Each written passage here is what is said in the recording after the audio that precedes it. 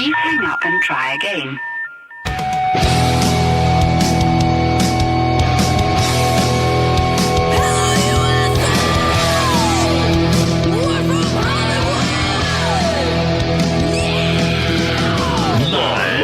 Freak Radio Network, broadcasting from the Lucas Oil Studios. Driven by General Tire. It's Speed Freaks. Motorsports Radio redefined with Kenny Sargent. We love to party. Crash Gladys. What are we doing for the bachelorette party? And Statman. I am serious. Here's the Freaks.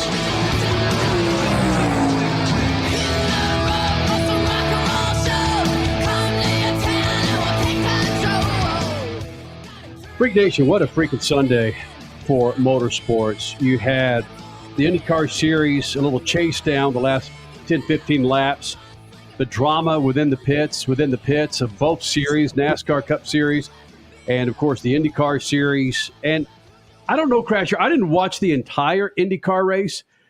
I just saw the initial interview with Alex Palou, who allegedly was sticking around to Chip Ganassi, but according to McLaren, well, that lasted about 10 minutes. He's going to be racing for McLaren. And then with the NASCAR Series, you have Tyler Reddick, who dropped the bomb that, hey, man, in 2024, he's going to be hanging with Michael Jordan and crew in 23XI 1596. Just 2 weeks after his first win with Richard Childress, and all the praise of Richard's always had so much faith in me. Wow. Statman, it's just what you like when it comes to motorsports. A little bit of controversy going on, babe. Yeah, well, you can't believe everything you read or hear from a driver. That's the number one thing to take away from this week. When a driver says something, you yawn and wait for the next thing. Oh, really? Yep. Nothing. You're saying nothing can be believed by a driver or rider in motorsports, maybe an athlete in general. Maybe an athlete in general. Yeah. If you can't believe Elon Musk, why you want to believe Tyler Reddick? What the hell's going on here? Wait, Man, what? 2 minutes out of the show, Statman's already dropping Elon Musk's name into the Freak Nation. Follow us on Twitter. Hopefully you're watching us on Facebook, or Facebook Live, I should say. YouTube, Twitch. We're all over the place, Freak Nation. Lucas Oil Studios going on our 23rd year. Crash Gladys, Statman, Kenny Sargent, thank you guys for being a part of this. Coming up in the show, we're chasing down Matt Smith, NHRA Pro Stock Bike winner from the Mile High Nationals, flying those Lucas Oil colors. Hopefully get him in here in the next couple of hours. Aaron Plessinger, motocross superstar. He joins us here in the Freak Nation.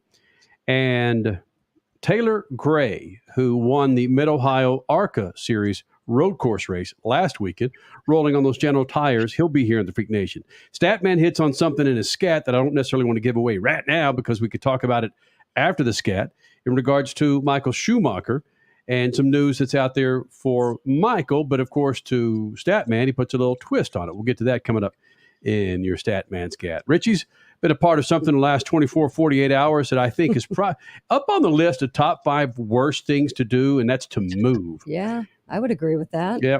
Is it top 5 list of worst things to do in life, Richie? Well, I would say yes, but add into that on Friday, when I did it from 10 a.m. up until about 6 p.m. here in Arizona, it was over 110 degrees. Oh, you picked a not good day. Holy 110. It was 110 again today. It was 110 yesterday, so it's been 3 straight days of moving down 3 flights of stairs and 110 plus degrees for 3 straight days. So I'm a little worn out at the moment, but thank you. I have some. I got some Celsius with me. Got some Powerade, hydrated up and ready for a show. Bang. Thank goodness you didn't say an energy drink or a Mountain Dew. Or I wonder if millennials are killing friendship helping movers. You know what? Yes. Why did you not call at least one of us to help you this weekend? Everybody's busy. I don't want to bother anybody. I can do it myself. So no one helped you? You have family here, Richie. None of your sisters came over and bailed you out? No. And my best friend was unable to do it because they were out of town as well. So it was just me. Stubborn millennial me. Moved He was yourself. probably out of town the moment you said, I'm about to move. I'm out of town. But I haven't told you when. When are you going to do it? I'm out of town. So Yeah, did you shocking. move your bed and couch and all that snappy stuff by yourself? No, that was actually on Friday. Luckily, my roommate and her boyfriend were here, and so they helped with most of it. They helped with the couch and the beds, the big stuff. Everything else, all me. You didn't get the moving company, 2 hunky dudes or three blonde hunk guys to help you move? Yeah, what is that? 2 men in a truck. But yeah, they have changed the name. Like 2 hot guys moving. Yeah, I don't know what the name is, but it's weird. Right. Coming up, we got Crash Gladys Pit News. I know it's a lot of things to cover, Freak Nation, in regards to motorsports over the weekend. We'll get into that. And also, Aaron Plessinger, motocross superstar running the Lucas Oil Outdoor Series. And more coming up from Lucas Oil Studios.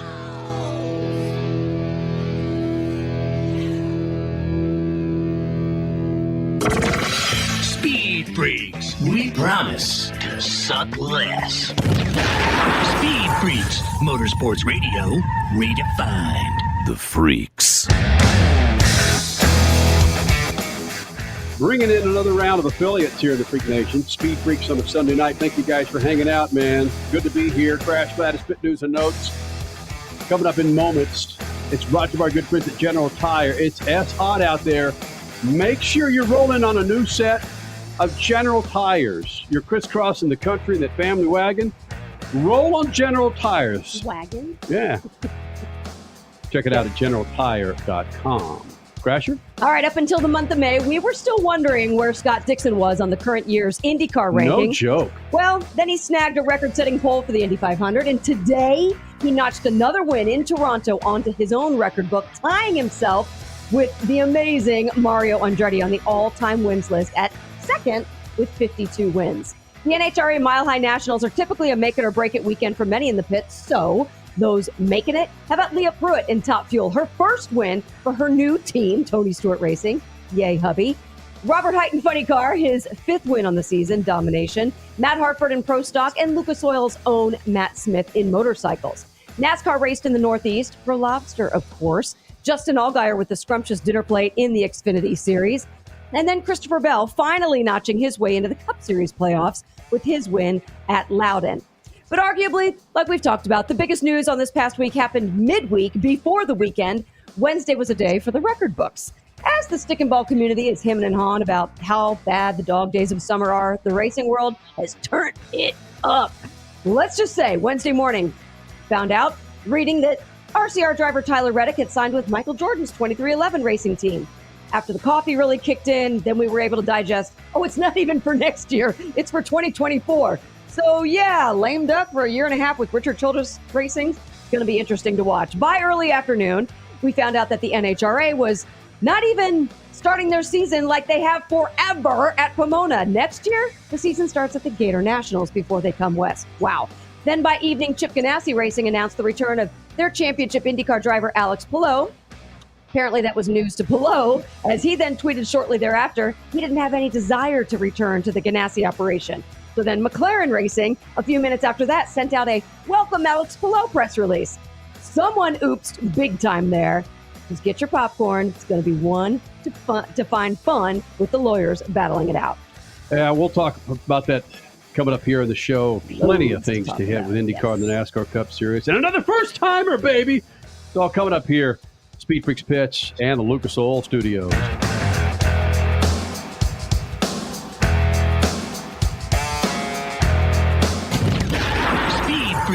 Motorsports Radio redefined. One of the main reasons for poor vehicle performance is a dirty fuel system.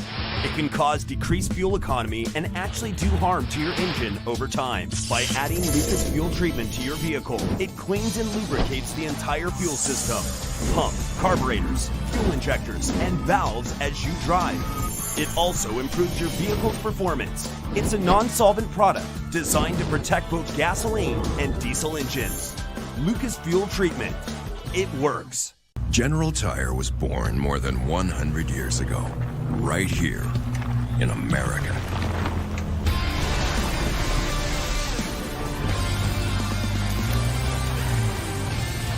We've spent the last century tackling every kind of road this country has to offer, and especially the places without roads. So you know that with General Tire, anywhere is possible.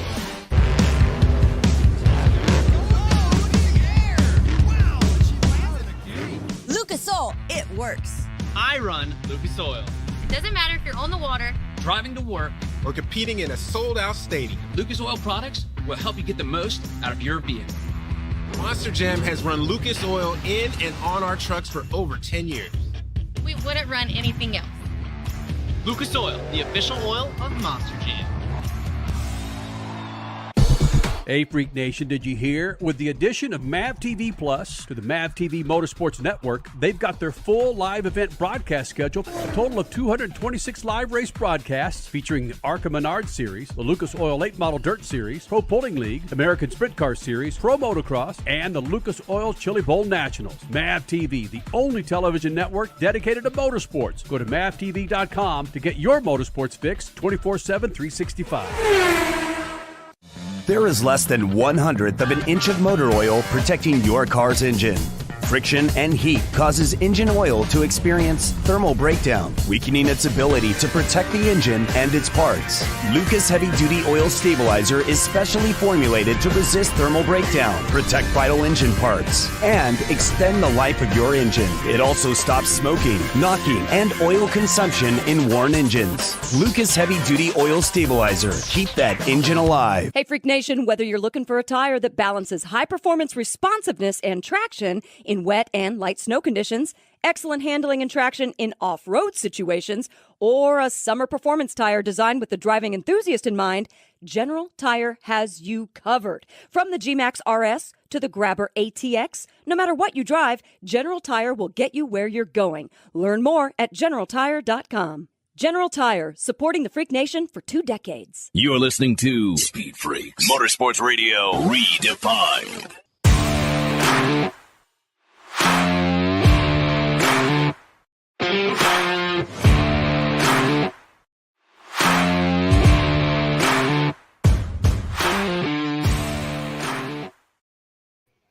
Spend some time either this evening or tomorrow checking out lucasoil.com. Any type of interior issues you may have with your engine, I can promise you Lucas Oil has something to take care of it. Inside your engine, inside your car, outside your car. Go to lucasoil.com. A plethora of products to keep your hot rod fat and happy. Statman Scat coming up also this hour. We'll get into Taylor Gray, ARCA Series winner, running on those General Tires at Mid-Ohio. On the road course. And like Statman has said many times in the last 22 years, as long as you're up front with the checker flag runs or flies, hey, it's a victory. And that's what happened with Taylor Gray. I think the last couple of laps he led and bam! You take it. That's all that matters. Be clean throughout 90% of the race and then find your way to the front. That's what matters. All right, so many things to hit this hour, and I want to get into the NASCAR Cup Series. And Crasher touched on it a little bit about it in her pit news and notes. Statman, imagine there are so many moving parts here. Tyler Reddick gets his first win. Everyone is celebrating the news of Tyler Reddick. We've been gnawing at this guy to get himself a big-time race win. He does it, and then shortly thereafter, the announcement comes out that he's leaving Richard Childress, not next year, but 2024, for Michael Jordan and Denny Hamlin's team. Have you been spent some time thinking, Statman, how and why this went down? Do you think it might have just been a mistake? Yeah, the way it went down, a mistake? I don't know if a mistake is the right word. Maybe it was the announcement was a mistake, but I don't know why this came to be. Richard Childress is a championship-winning team. They spent a lot of time with him. They put up with all the losses, and now that he's won and he wants to go somewhere else, if I was Richard Childress, I'd be pretty upset about that. In fact, he did say the timing was not the best. So it's a major move for Michael Jordan and Denny Hamlin, 23 XI 2311. It makes no sense to me, in short, him hauled around there. But it makes no sense to me for him to leave after he's starting to get everything together. If it's a money thing, again, just look at what's happening with Twitter and Elon Musk. Money is not everything, and everything that's got money attached to it is not rich or wealthy. Well, obviously, deals like this don't get put together in just 2 weeks. So it's not like this deal was put together after he won at Road America. Mm-hmm. This has been in the works for a while now. But yeah, I was questioning the timing. Why would you do it mid-season? There's got to be a reason, unless it was just plain a mistake. Because to be a one-year lame duck, that's happened before. We've seen that actually with the same team, Kevin Harvick and Richard Childress Racing, and they still fought pretty hard for wins. It was a decent agreement that they had, but a year and a half and 2 weeks after your first win, that the timing again does seem odd. Richie, and Tyler's a great dude, and Richard Childress has been giving him pretty good equipment this year. So yeah, again, the actual reasoning is questionable too. Richie, I don't know what what's great about you is you think ahead, and I don't know if you're thinking ahead on this. The video, the reason why I think they stumbled on this unintentionally was if you watch the video of Denny Hamlin, I don't know if it was a presser. All of a sudden, on top of his video comes Tyler Reddick like he's walking down the hallway. Wait, where's this video? This weekend? When the announcement was made, and when Denny Hamlin made the announcement, it just looked really awkward. That was part of their presentation. They intentionally did that. That's how they wanted to announce. So? Yeah, absolutely. That's how they wanted to announce it. Basically, it was the weekly conference call with Denny Hamlin, and I believe as part of 2311 Racing or Toyota Racing's driver availability, and they had Tyler Reddick show up as a surprise in the Zoom call, and he just was like on his phone, like, "Oh, hey guys, I'm here. Am I on the wrong call? No, you're not. He's actually going to drive for me in 2024." And he obviously then walks right down the hallway and shows up and sits right next to Denny for the rest of the press conference. But I think, Kenny, you nailed it a little bit, which is like, when you're this far ahead, this doesn't happen in other sports. It doesn't. If this were to happen in any other sport, this would be illegal. You could not do it. You cannot talk to somebody who is currently under contract with another team. This would be like DeAndre just re-signed with the Phoenix Suns. He's back at a max contract, right? This would be like a year ago if the Indiana Pacers reached out to DeAndre and were like, "Hey, I know you're still under contract with the Phoenix Suns, but we really want to sign you. We really want to sign you when you're done with the Phoenix Suns. Can we announce it now while you're still a member of the Suns?" It doesn't work that way in any other sport, which is just wild to me that this is happening a year plus ahead of time. Well, let me ask a more significant question here. Do you think this is good for NASCAR in the long run to have guys just completely free agent, just like Richie was saying there, and can jump anywhere, anytime, whenever they wake up in the morning and decide, "I don't want to be here"? No, I don't necessarily. I don't have a great reason as to why, except for just distractions for both the team and the driver. Clearly, the drivers can probably handle it more than teams can, because that's multiple people and multiple personalities needing to process something. But no, I'm with you. There needs to be, or I feel like there needs to be some sort of a window, maybe at the end of the season. Any driver that doesn't make it into the playoffs, have at it. Then everybody else, no, it's postseason that you do these things. Or that everybody gets a 1-year deal, and when the last checkered flag falls, then everybody joins in Chicago and they choose sides, wins. And, I mean, it's crazy to have, like Kenny was saying, it's crazy to have this year and a half out to decide, and guys just showing up anywhere they want to. That's not good for solidarity, and doesn't make the sport seem real. You already wonder if guys are with teams and people pulling over to let other people win, and so what's the point of all this? Doesn't make sense to me. That's why, again, SpeedFreaks, Lucas Oil Studios, thank you guys for hanging out, man. That's why I think there's a play here. This is so awkward and not dumbfounding. I can't think of the word I'm looking for. Just strange that there's a play here that Michael Jordan, Denny Hamlin are going to force Richard Childress to let him out of his contract early. So you're basically saying we could have two massive legal incidents, one in NASCAR, one in IndyCar, where one team forces the hand of another team to do what they want. It's just, again, it's not 2023. It's silly season 2024 with this announcement. Well, with this one, yeah. And you wonder what's going to happen if 2311 is going to have 3 cars, or maybe Wallace becomes the odd guy out if they're only going to have 2 cars. Not after today. Not after getting a 3rd place today on a driver's track. That was an impressive run. You think Tyler Reddick left after he won? So do you think a guy is safe after 3rd place? Come on. The last week shows you between IndyCar and NASCAR, no driver is safe anywhere at any time for any reason. He could leave, he could get fired, things could change.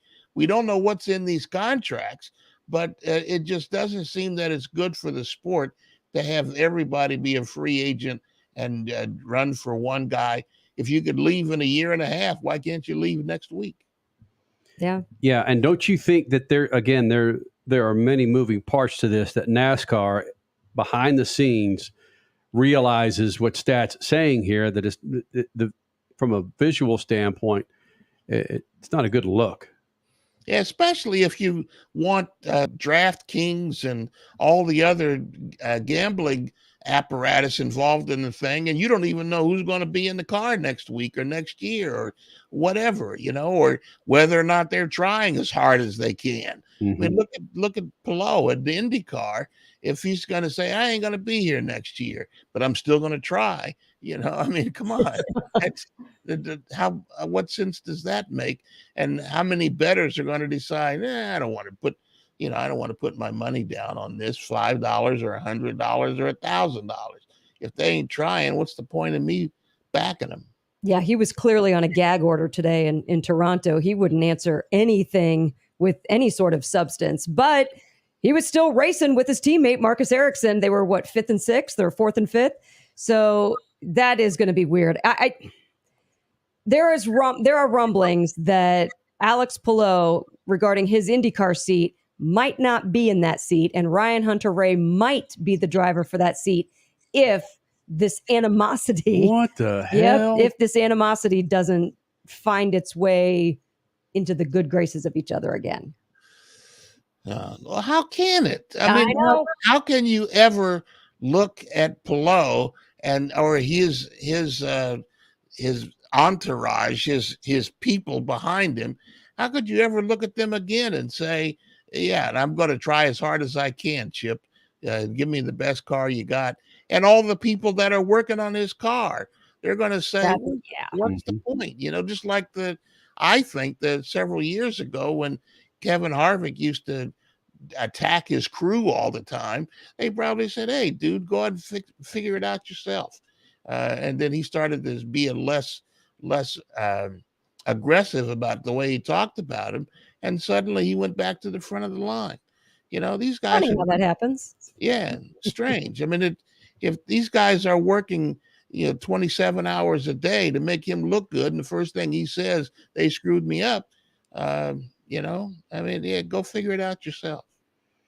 Freak Nation, coming up, we have a first-time winner again. A new winner for the NASCAR Cup Series. We'll talk about Christopher Bell's big win. Also, Statman's Scat involves a gentleman that at one time was regarded, and some people still believe it's the greatest F1 driver in the history of mankind. And I also want to talk about the development of this story that Statman's going to talk about in the Scat in regards to Michael Schumacher.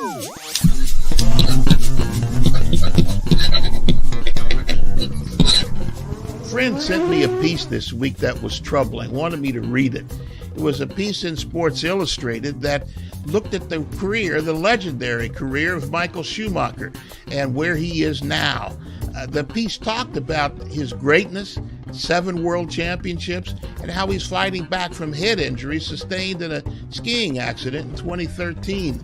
Piece, however, never mentioned the impact that Lewis Hamilton had on Schumacher's legendary career. Never mentioned that Lewis tied Schumacher for championships at 7 and surpassed Schumacher for more than 100, in fact 103 Formula One wins. Now obviously the piece was about Michael Schumacher and where he is now, but this was Sports Illustrated. You expect context to anything. Reading the piece, you expect Schumacher to still be the king of Formula One, which arguably he isn't. Understand that I'm a Schumacher fan.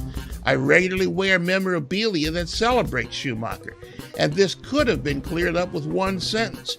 In fact, that one sentence could have celebrated Schumacher even more by noting it took Hamilton 14 seasons just to match Schumacher's championships.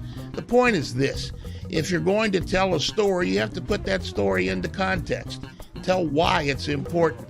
Ignoring the nuance or context of a story at the Sports Illustrated level of storytelling, it has to be done with some other reason in mind. Peace. Speed Freaks, Motorsports Radio, redefined.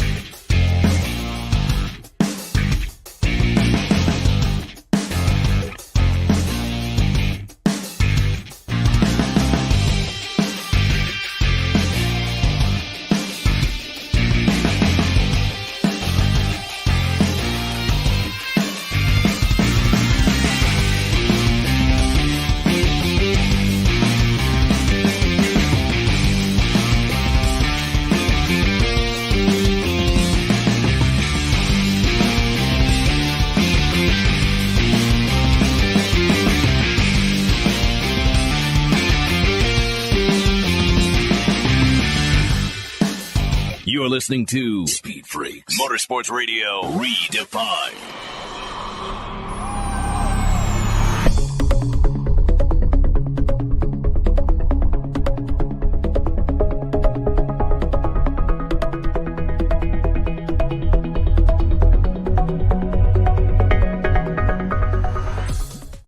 General Tire is known for a hell of an off-road tire.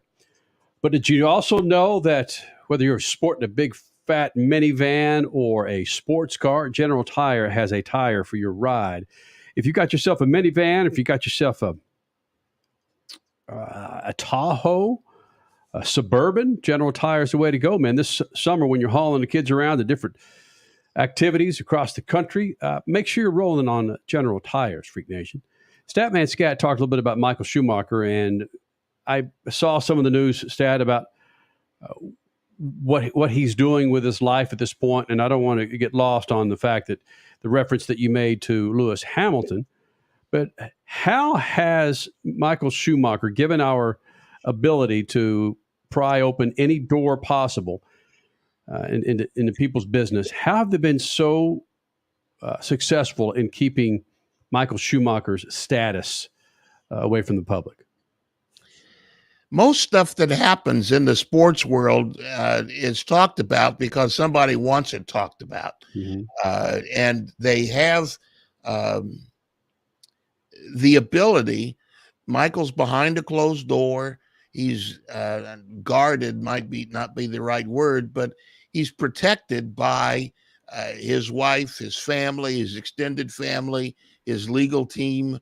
So anything that gets out has to come from them. They're not letting anybody come in to see him except for people that have his best interest at heart. So anything that does come out comes out from them because they want it out. Nobody's sneaking through a window and said, "Hey, Michael, what's going on?"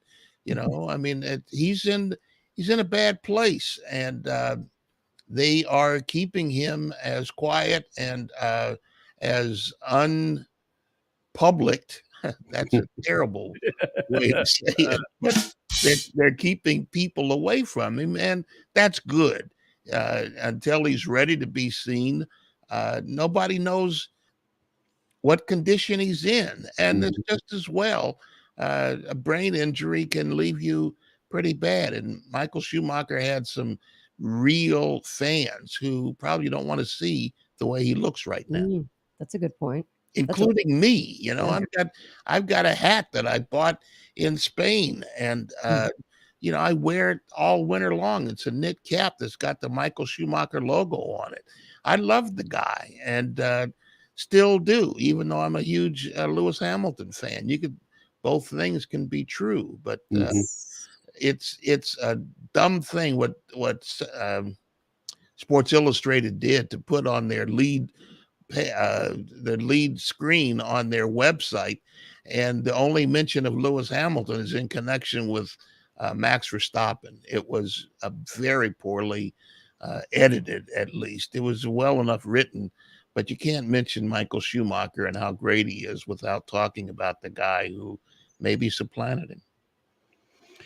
What kind of insight did they share about Schumacher that we don't already know? Anything? Nothing. No. Yeah. No, anything that I've read, same thing. Yeah. No, it's the only reason the Pelot thing came out was because somebody wanted it out. The only reason the Reddick thing came out was because somebody wanted it out. Things don't get released unless somebody has a hidden agenda in releasing it. And think about it. Hollywood's the same way. I think somebody asked me the other day, what the heck has Cameron Diaz been doing lately? And you're right. She's been out of the loop for 10 years and it hasn't mattered. She has not allowed anybody into her life. She's a mom and that's the way she wants it. Yep. And so you're exactly right. It works with any sort of celebrity status. If something gets out, regardless of how mad or how questionable it may be, or mad somebody may get from it, it's like, no, you didn't cover your bases. If it's out, it's because you didn't button things up. And I don't want to know that Michael Schumacher is as bad as he potentially could be. Yeah. You know, I mean, I was a huge fan, and I don't want to know that he's helpless or whatever. You know, I don't want to know anything other than he's dressing to get ready to go race in the next race for Ferrari, or at least walk out there on his own. I don't want to see him in a wheelchair. I don't want to see him emaciated. I don't want to see anything other than the great man that he was. And and the family knows that, you know, they want to keep him under wraps. How hard do you think it truly is for his son, who is on the circuit and probably fielding question after question after question and just not answering them? I mean, it's probably or arguably harder on him than anybody else. Well, that's one reason why this news is out there, because he's starting to improve. Yeah. And his name's getting above the fold, which is why this is happening. He's getting faster, and in the Haas car, which has been a joke for a while. But both Magnussen, his teammate, and Mick Schumacher are getting faster. And that's another thing. If he doesn't want to talk about it, he could shut it down immediately. If I walked up and said, "Hey, Mick, how's your dad?" and he just turns and walks away. If he doesn't want to talk about it, he won't and shouldn't be forced to. And things only get said because people want them said.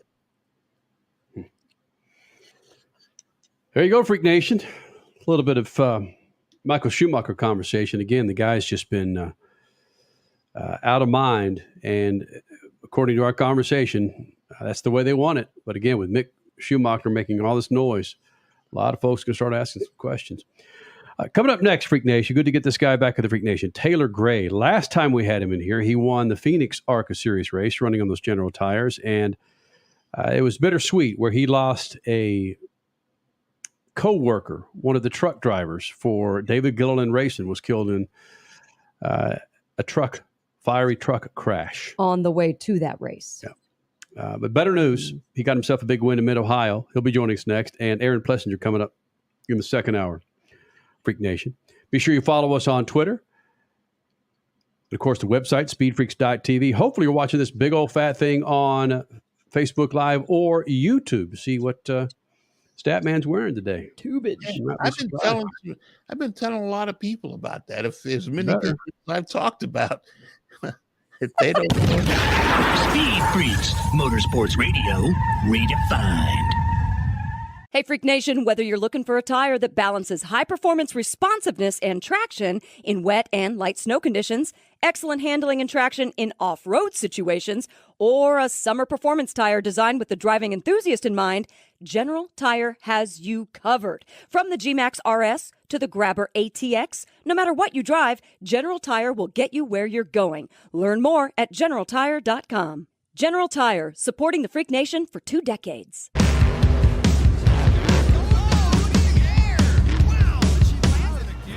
Lucas Oil, it works. I run Lucas Oil. It doesn't matter if you're on the water, Driving to work, or competing in a sold-out stadium. Lucas Oil products will help you get the most out of your vehicle. Monster Jam has run Lucas Oil in and on our trucks for over 10 years. we wouldn't run anything else. Lucas Oil, the official oil of Monster Jam. Hey, Freak Nation, did you hear? With the addition of MAV TV Plus to the MAV TV Motorsports Network, they've got their full live event broadcast schedule, a total of 226 live race broadcasts featuring the ARCA Menard Series, the Lucas Oil Late Model Dirt Series, Pro Pulling League, American Sprint Car Series, Pro Motocross, and the Lucas Oil Chili Bowl Nationals. MAV TV, the only television network dedicated to motorsports. Go to mavtv.com to get your motorsports fix 24/7, 365. Dear Lucas Oil, I've used your heavy-duty oil stabilizer in my truck for years. It now has over 500,000 miles. It's not a diesel. It's never been rebuilt. Your oil stabilizer does exactly what it says it'll do. It has extended the life of my engine. Just want to say thanks. Sincerely, Josh H. Lucas Heavy-Duty Oil Stabilizer. It works. Time is more valuable today. There's less time to keep our vehicles looking their best. That's where Lucas Oil Slick Mist Speed Wax steps up. It's great for paint, chrome, glass, and vinyl. Lucas Oil Slick Mist simply mists on and then wipes off, leaving a new car shine every time. It's quick and easy and works on wet or dry surfaces. For a complete detail, there's also Slick Mist Interior or Slick Mist Tire and Trim Shine. Lucas Oil, it works. One of the main reasons for poor vehicle performance is a dirty fuel system. It can cause decreased fuel economy and actually do harm to your engine over time. By adding Lucas fuel treatment to your vehicle, it cleans and lubricates the entire fuel system. Pump, carburetors, fuel injectors, and valves as you drive. It also improves your vehicle's performance. It's a non-solvent product designed to protect both gasoline and diesel engines. Lucas Fuel Treatment. It works.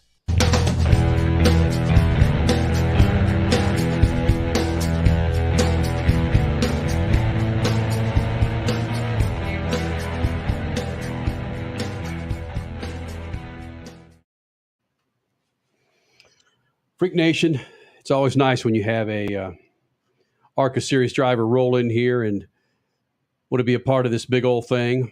His name is Taylor Gray, here with the Freaks. Proud to say we've been part of Lucas Oil Studios for 22 plus years here in the Freak Nation.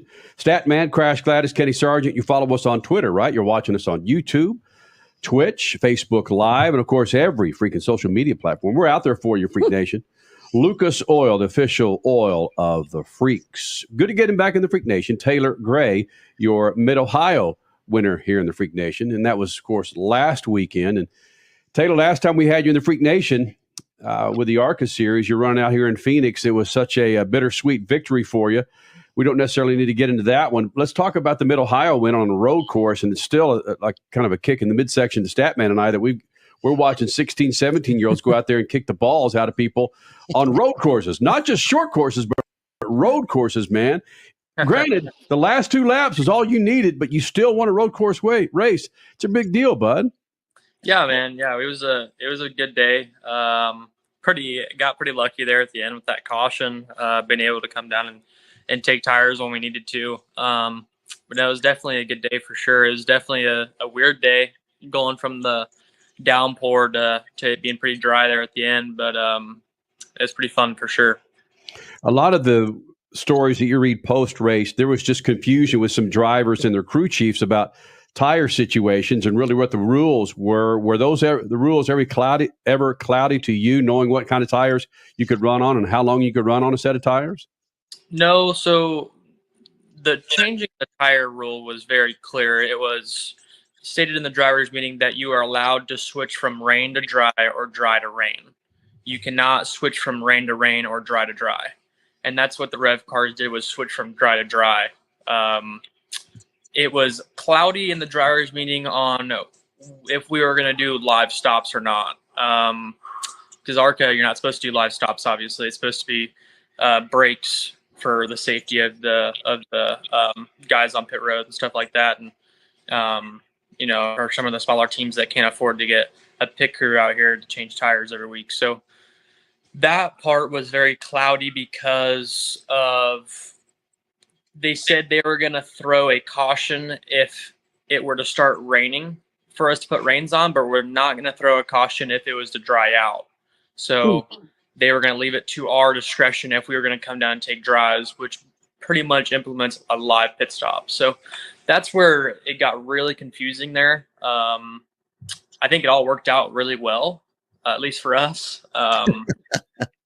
But in my opinion, that part is where it got a little confusing. I know it wasn't confusing on what to do. It was just more so confusing on if there's going to be a live stop or not.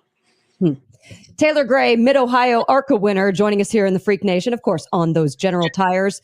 And with this being a road course, and confusion aside, is there anything that can be taken from this race to apply to the many ovals that you guys are still going to run the rest of the season?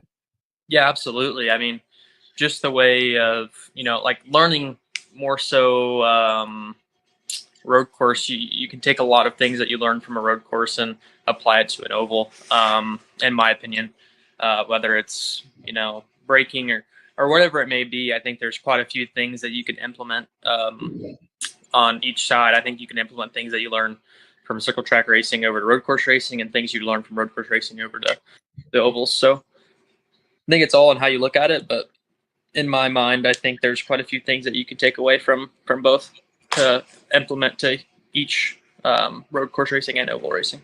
Crasher, hold on real quick. Yeah. What'd you have for lunch, man? It sounds like you're trying to burp it up during the interview. What'd you have for lunch, bro? I had buffalo wings. Oh yeah, man. Now I'm hungry. Yeah, those will last for days. Why in the world would you ask a question like that? He's talking, he's going, like we all do. Like I was going to say, you're the biggest offender of that, Kenny. You're always like, you want to suppress a burp, you just kind of go like that. I thought I saw Taylor do that once or twice. All right. All right, fine then. On that topic of conversation, what is the worst thing to eat at a racetrack for you? To eat at a racetrack? This might be too much information, but not a lot of people know, but I have IBS. So I struggle eating anything but a grilled chicken breast with no seasoning or anything. Like grilled chicken breast, that is it. Oh, wow. I have to be. That's hard. Let's talk about that. You are on the road so often. That is, whoa, that's a whole nother level of difficulty in your career. I mean, people might brush it off as not being a big deal, but you have to constantly watch what you're implementing. That's not easy, is it? It's, my stomach's not too great when it comes to just like food in general. So I pretty much have to eat as clean as possible if I do eat.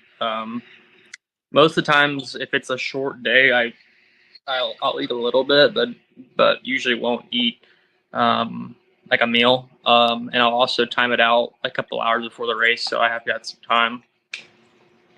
Wow! Wow! I can relate to that, Taylor. Now, so you and I have something in common. I could be your grandfather, but we have something in common. I have gout, so I have to watch what I eat. No red meat. They even found out that peaches are a problem. Really? My daughter sent me 2 boxes of my favorite black cherry soda, and I inhaled one of them, and I was almost on crutches for a week. So, so I can relate to that, dude. You got a friend here. What does that do for it probably makes you a lot more conscious of what you eat before a race starts. Yeah, for sure. I mean, usually, I'll start like with hydration and eating well, usually a week before a race. A week? Wow. Obviously, this weekend is a little different because we leave so early. So kind of just have to start prepping pretty early. But like my brother is one of those people that can go eat a cheeseburger before a race and be perfectly fine, and I'm the polar opposite. So no fair. Yeah, I know, right? But Tanner's also can eat anything. It can be the worst meal for you and not gain any weight, and I'm the polar opposite too. I can eat the slightest thing bad for me and gain 3 pounds. Let's back up just a half a step here. I was going to go down this road before we got lost in that rabbit hole. Drag racing is your family's background. That's the family business. But you and your brother has some drag racing experience. How did you miss that? What did you do to avoid getting sucked into the family business? Yeah, I mean, I just decided to go a different route. Wait, let me cut you off there a second. I'm sorry, but a lot of young guys will see what their father did and want to go on their own way so that they could establish their own name. Did that come to you? You had won a race now, so you at Mid-Ohio, Taylor Gray, so you're starting to build your own name in stock car racing. Yeah, no, I mean, it never was really that. It was just of what I had a passion for. I'd always had a passion for NASCAR racing and stock car racing. Even when we did drag race, I was always big on wanting to watch the Cup race, the Xfinity race. And I don't know, it always took an interest. I always had an interest for it. And then, as I got older, I raced dirt go-karts there for a little while. And as I got older, I decided to go late model racing, and now we're here. Wow! So I guess did you ever do any drag racing and decided I don't like this, or you just never wanted to try? No, I never tried. I never even really tried, to be honest with you. I never had a really big interest into it. even on the street when you got your license and said, "Hey, it's I bet I could beat you to the next light." You never tried that? That's a different story. I put myself in the hospital trying to do that, so that's a different story. Oh, yikes! Oh, What? oh, we missed that one. What the hell happened there? Oh, Taylor? Back in April of last year, I was sorry, that's my pit bull. Yeah, it is. 20 of them? Yeah, actually 5.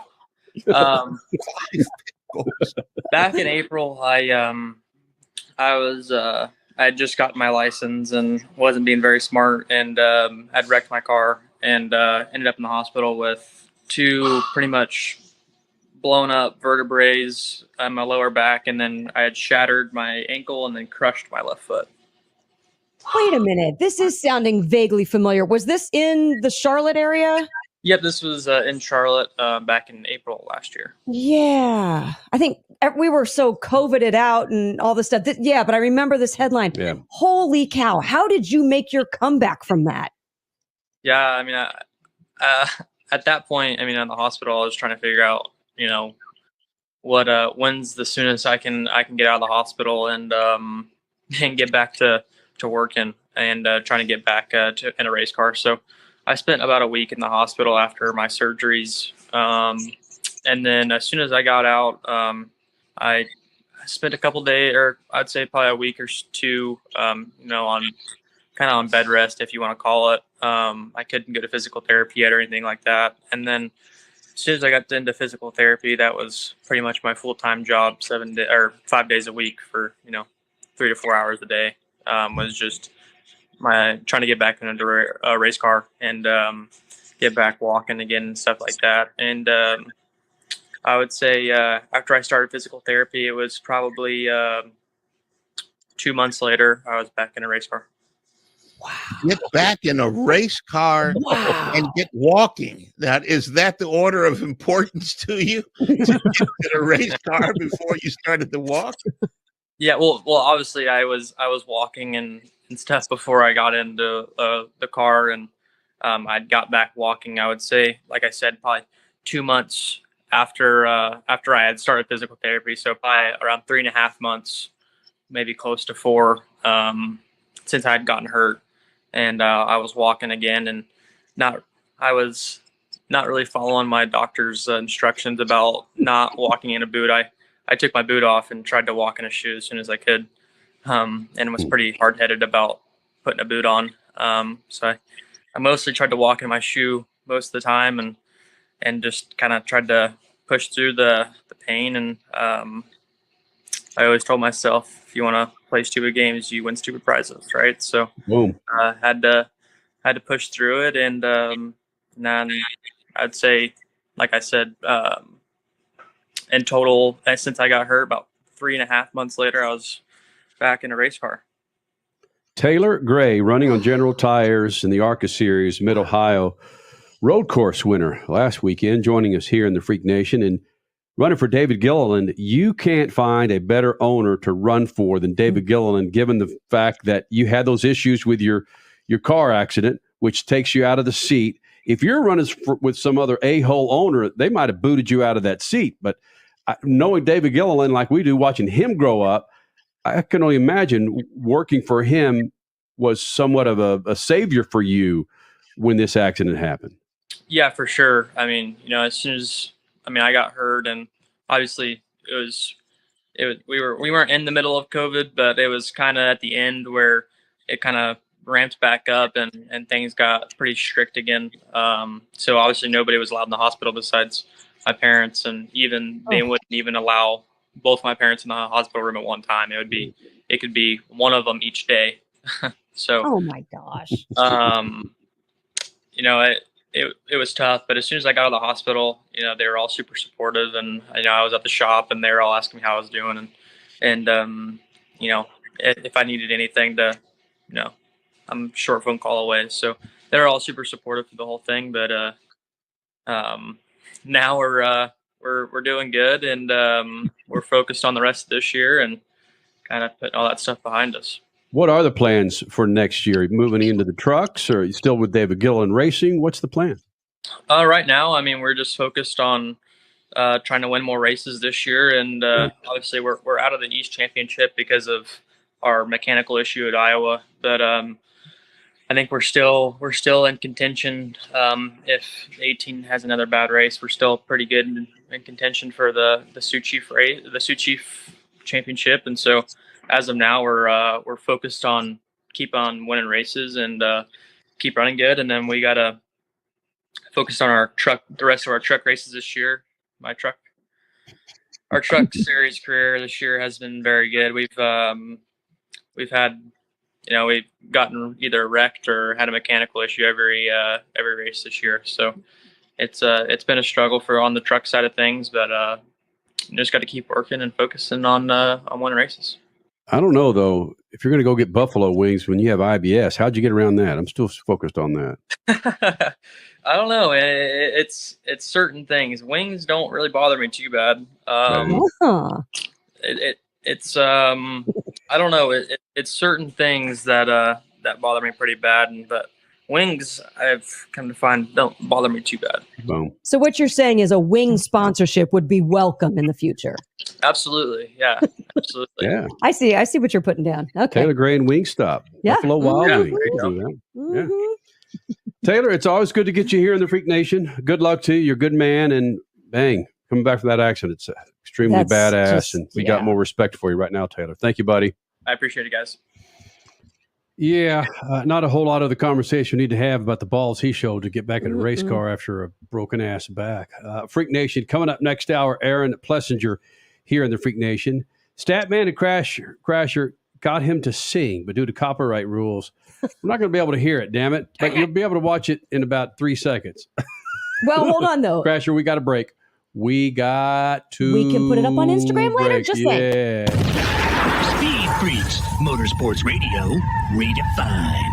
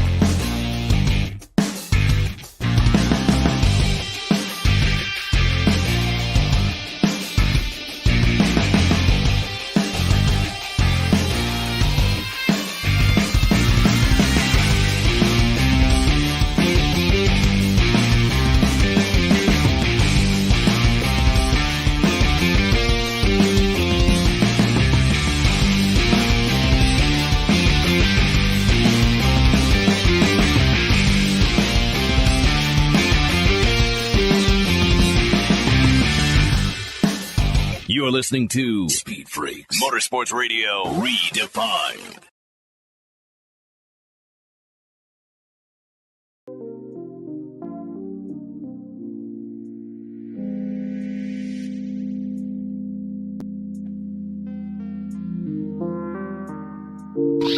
Please hang up and try again.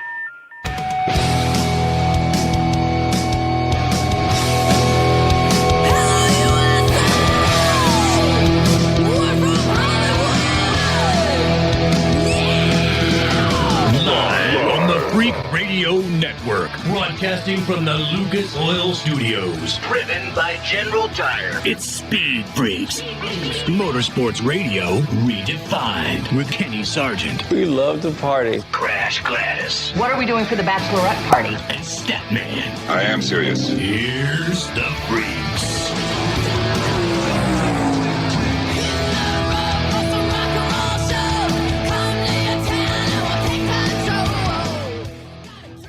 Coming up this hour, Freak Nation, Aaron Plessinger, motocross superstar, and evidently a country music fan. Beyond a fan. Right? He knows himself some music. I guess so. So he'll be joining us this hour, Freak Nation. Also, some Not Much Motorsports coming up. Did you miss the first hour with Taylor Gray, our conversation with Taylor Gray, ARCA Series winner from Mid-Ohio last week? He was here. Also, a conversation with Statman, a Statman scat regarding Michael Schumacher, the latest with him. We'll hear that again this hour. And the controversy brewing inside the walls of NASCAR and IndyCar in regards to a couple of teams where I thought that, and Richie, we'll get into this because I see that you have the Beat the Freak results up there for New Hampshire.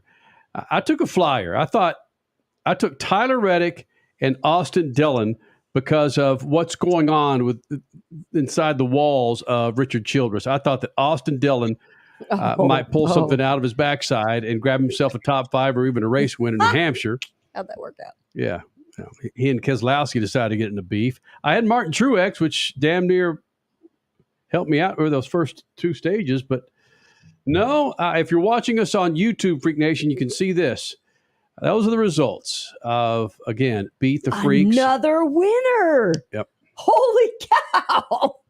Isn't that bonkers? This is like, what were you saying, Richie? This now would make 4 in the last 2 months.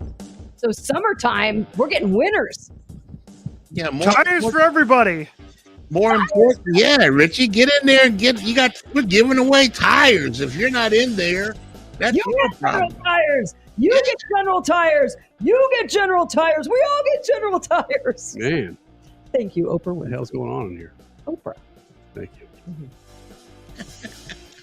you. The idea is not to give away a set of tires every freaking weekend, but the last 3 races we have. Congratulations, Jared. Wow. Mary, Robert, Jared.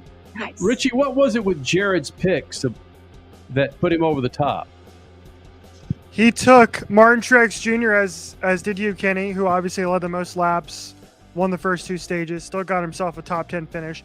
Kurt Busch, who also finished inside the top 10, he ran well in the first 2 stages too. And then Eric Jones came in, I believe, with around like 15 or 16 points too. So it was pretty much the combo of Truex and Busch that won Jared the day, which I was a little surprised by. But yeah, he managed to get it done by Statman, I believe you had 89 points, so he won by a nice little margin there. Man, get a call from General Tire next week. Going to say, Kenny, what's going on here, bud? Yeah, can we put a little pause on this promotion? To put it in perspective, I believe we did the same thing throughout all of last season, for the most part, I believe. And if I'm not mistaken, I believe through the entire year, I think we only had maybe 2 or 3 winners all year long, and now we've had 4 in the last month and a half. Yeah. Well, it's that's certainly the summer of giveaways. You guys just suck. That's what's going on here. You guys need to make better picks. You are speaking the truth. Yes. Yes. Well, hold on a second. No one predicted Ross Chastain doing what he's doing. No. Statman has had Ross on his ballot box. I'm talking He's about had him going a few into times. the year, Crasher. Didn't you pick Ross at the end of last season a couple times? Yeah, Ross Chastain and Tyler Reddick were blowing it up last year at the end of the year. So Ross Chastain with these wins. You have Christopher Bell finally getting himself a race win. So many different winners. It's not a usual NASCAR Cup season. Yeah, well, we've got new names that are coming in. We don't have the same tired, guys that are out there changing wins with it, trading wins with each other.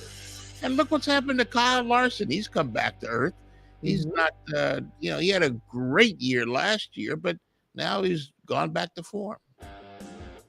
Yeah, but last year was not sustainable. I mean, how many wins? 10, 11? Ooh. Yeah. So, how about the new series that he and Brad Sweet just announced this week? Yeah. That's not too shabby.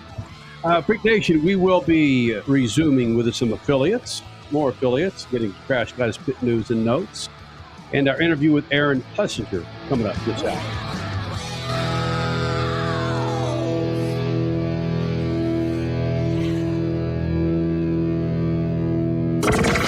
Speed Freaks, we promise to suck less. Speed Freaks, Motorsports Radio, redefined. The Freaks.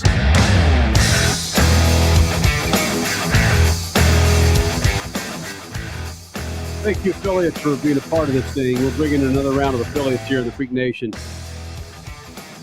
Coming up in moments, Crash Gladys Pit News and Notes. A lot of motorsports going off this weekend. Not necessarily race results, but a lot of news, and we'll touch on that. Crash Gladys Pit News and Notes are brought to you by our good friends at General Tire. Freak Nation, I can't say it enough, man. Traveling across the country this summer, do the smart thing. Do the wise thing for your family, your friends that are going to be rolling in your hoopty. Get yourself a new set of General Tires. I don't care what you drive. They've got the tire for your ride. Crasher? Yes, you hoopty owners, they do. Okay, let's touch a little bit about that new series. It's a new Sprint Car 410 series. So basically, they're going to look like World of Outlaws cars. It's going to be midweek only. The owners of the series are Kyle Larson and Brad Sweet. I think it's called High Point Racing. I could be completely off on the name there, but it's going to be awesome. A 12-race series next summer. Look it up, Speed Sport, heck, racer.com, wherever you find your news. It's going to be amazing. Also, what they say, biggest purses? Yeah, just greatness. Speaking of greatness, Scott Dixon taking the win. Toronto, IndyCar's first return there since 2019, thanks to COVID. So that's just a little crazy, but notching another win into the record books. Number 52 for him. That ties him with the great Mario Andretti, number 2 on the all-time IndyCar wins list. In the SRX series, Marco Andretti, a bridesmaid yet again. He is the points leader, though, so there are good things there, but he settled for another second place last night. Tony Stewart with the win. Speaking of Stewart, his wife took her first win in Top Fuel today in Denver, the Mile High Nationals, first for their team, I should say. The Mile High Nationals also gave Robert Height another win in Funny Car, his 5th on the season. Matt Hartford was the winner in Pro Stock, and Lucas Oil's Matt Smith in Pro Stock motorcycles. NASCAR raced in the Northeast, and it was Christopher Bell today, Justin Allgaier yesterday. But the big news was Wednesday. You wake up, you hear the news, or you see the news that RCR driver Tyler Reddick, just 2 weeks away from his first win, he now has a deal with Michael Jordan's 2311 team starting in 2024. How about that, Richard Childress? A year and a half for you to kind of go, what do I do with this guy? And then soon after that, it was the NHRA saying, oh, hey, you know how we've always and forever started the season at Pomona? We're not doing that next year. We're starting at the Gator Nationals. And then just a few hours after that, Alex Palou going back to Chip Ganassi Racing. Oh, no, that was news to him. He tweeted, I don't want to return to the team. And then minutes after that, McLaren Racing saying, oh, hi, we've got Alex Palou for the 2023 season and beyond. What? Wicked week in motorsports. More coming up here in the Freak Nation. One of the main Motorsports Radio redefined. One of the main reasons for poor vehicle performance is a dirty fuel system. It can cause decreased fuel economy and actually do harm to your engine over time. By adding Lucas fuel treatment to your vehicle, it cleans and lubricates the entire fuel system. Pump, carburetors, fuel injectors, and valves as you drive. It also improves your vehicle's performance. It's a non-solvent product designed to protect both gasoline and diesel engines. Lucas Fuel Treatment. It works. General Tire was born more than 100 years ago, right here in America.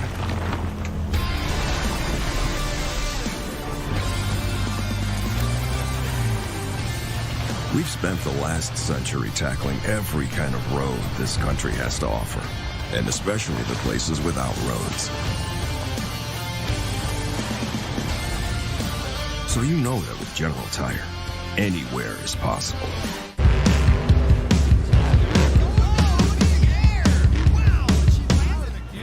Lucas Oil, it works. I run Lucas Oil. It doesn't matter if you're on the water, Driving to work, or competing in a sold-out stadium. Lucas Oil products will help you get the most out of your vehicle.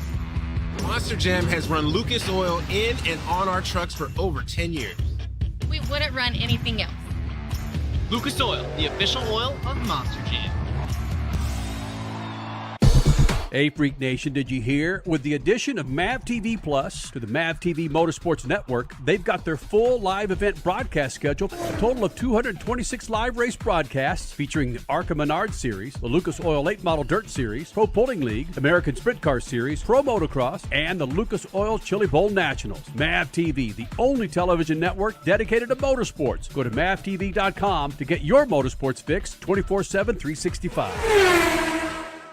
There is less than 1/100th of an inch of motor oil protecting your car's engine. Friction and heat causes engine oil to experience thermal breakdown, weakening its ability to protect the engine and its parts. Lucas Heavy Duty Oil Stabilizer is specially formulated to resist thermal breakdown, protect vital engine parts, and extend the life of your engine. It also stops smoking, knocking, and oil consumption in worn engines. Lucas Heavy Duty Oil Stabilizer. Keep that engine alive. Hey, Freak Nation, whether you're looking for a tire that balances high performance responsiveness and traction in wet and light snow conditions, excellent handling and traction in off-road situations, or a summer performance tire designed with the driving enthusiast in mind, General Tire has you covered. From the G-Max RS to the Grabber ATX, no matter what you drive, General Tire will get you where you're going. Learn more at GeneralTire.com. General Tire, supporting the Freak Nation for 2 decades. You're listening to Speed Freaks, Motorsports Radio Redefined.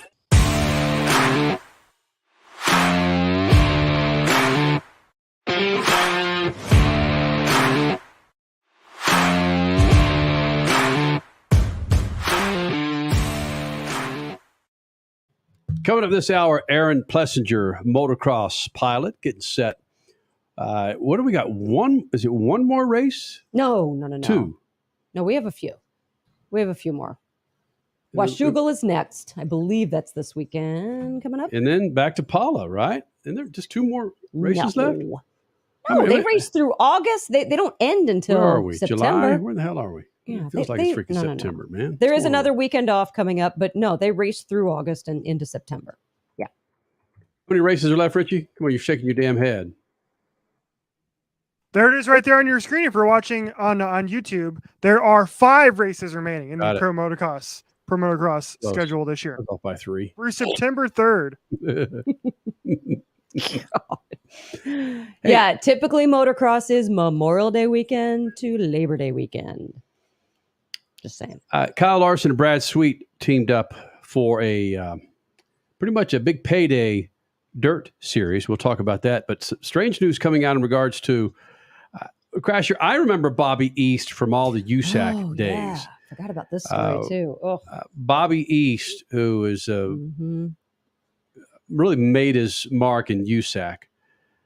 He was shot and killed by a police SWAT team in the process of what? No, hold on a second. The suspect was shot. Trent Williams Millsap, the suspect in regards to the killing of East. He was killed at a gas station by a bad guy. I don't know. He was stabbed, wasn't he? Yeah. Oh, that's right. Yes. He was stabbed to death.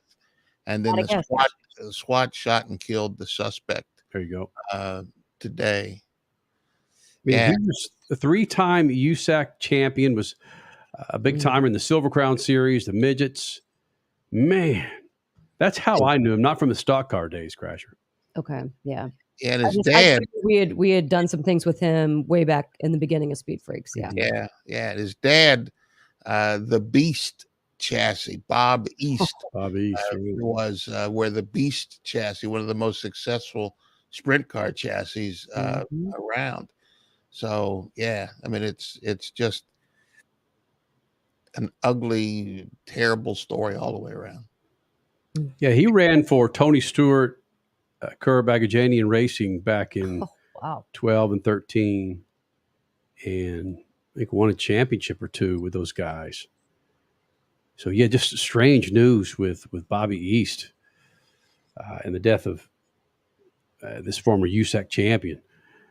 New sprint car series. It's called. Well, let's just first of all front sell it. Kyle Larson and Brad Sweet teamed up with this new sprint car series, High Limit Sprint Car Series. It's a weekday series, which I haven't seen any type of schedule at this point, but it looks like it you would think, Crash, it would be centered around these NASCAR races and dirt tracks in that area. Potentially. I mean, who's going to want to drive in the series? It's going to be a lot of the World of Outlaws guys. It's also going to be some big names from NASCAR that are going to want to come in. So somehow you're going to have to figure out how to marry those two schedules and find tracks that are going to want to do this in the middle of the week, which I think that's going to be relatively easy considering the names that are involved. But yeah, you got to favor the World of Outlaws schedule because Brad Sweet is a part of this. And of course, he's a 3-time World of Outlaws champ going for his 4th this season. And because of his involvement, the World of Outlaws pretty much said, okay, you can do this as long as you make it easy on our guys and they're not going to miss our races. So it's got to be more favoring the World of Outlaws schedule than the NASCAR schedule. The NASCAR guys have their planes. They can fly back to wherever they need to go. Yeah, it's during the week, and that's where a lot of outlaw races happen then, but there are a lot of outlaw races that don't pay a lot of money, and a lot of the drivers don't run those races. The big stars don't always run. I mean, the Outlaws have 100 events on their schedule, and they don't. The big guys, the big names, only run about 60, which are the big pay races. So that's why this new series is concentrating on big purses, because that's what the guys who run those events, they were looking for, the big purses. So I think that they are going to run into some trouble. I don't think they're going to run into trouble with tracks, but they're going to run into trouble with outlaws who, if you got an outlaw race on Tuesday, Wednesday, Thursday, and these tracks are going to get some pressure. Hey, don't let those guys in there. So it might end up being something as heavy as the Live Golf Tour and the PGA. There's going to be some head knocking going on here, and it'd be interesting to see how all this works out.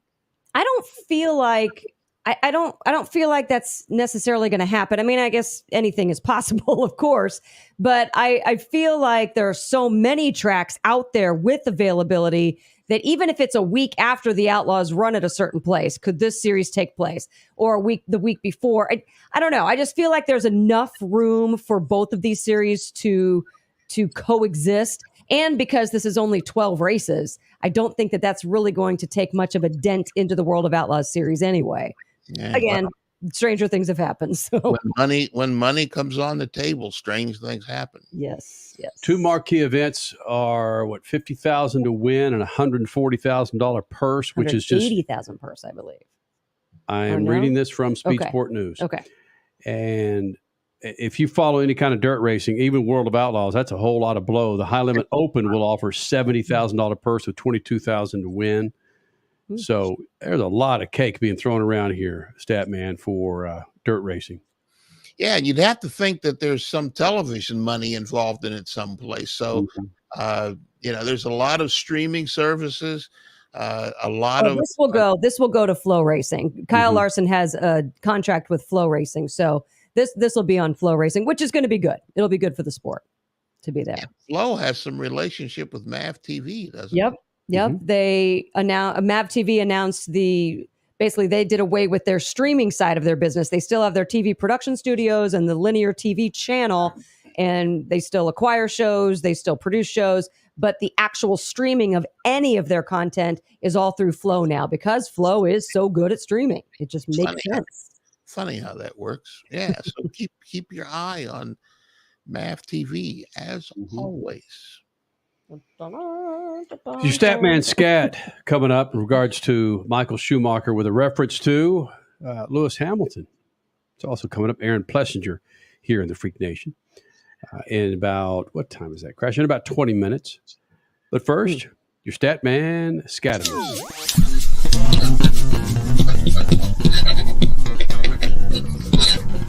Friend sent me a piece this week that was troubling, wanted me to read it. It was a piece in Sports Illustrated that looked at the career, the legendary career of Michael Schumacher and where he is now. The piece talked about his greatness, 7 world championships, and how he's fighting back from head injuries sustained in a skiing accident in 2013. The piece, however, never mentioned the impact that Lewis Hamilton had on Schumacher's legendary career. Never mentioned that Lewis tied Schumacher for championships at 7 and surpassed Schumacher for more than 100, in fact, 103 Formula One wins. Now, obviously, the piece was about Michael Schumacher and where he is now, but this was Sports Illustrated. You expect context to anything. Reading the piece, you expect Schumacher to still be the king of Formula One, which arguably he isn't. Understand that I'm a Schumacher fan. I regularly wear memorabilia that celebrates Schumacher, and this could have been cleared up with one sentence. In fact, that one sentence could have celebrated Schumacher even more by noting it took Hamilton 14 seasons just to match Schumacher's championships. The point is this: if you're going to tell a story, you have to put that story into context. Tell why it's important. Ignoring the nuance or context of a story at the Sports Illustrated level of storytelling, it has to be done with some other reason in mind. Peace. Speed Freaks, Motorsports Radio, redefined.